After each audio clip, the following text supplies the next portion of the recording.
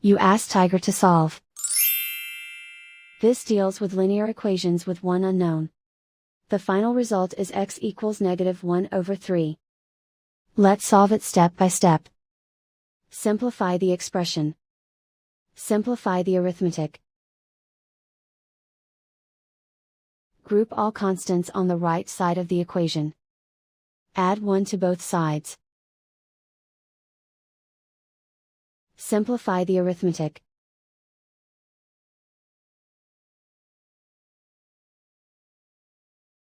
Isolate the x. Divide both sides by -3. Cancel out the negatives.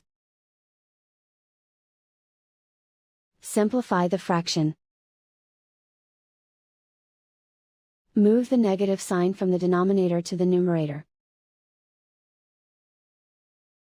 And so the final result is x equals -1/3.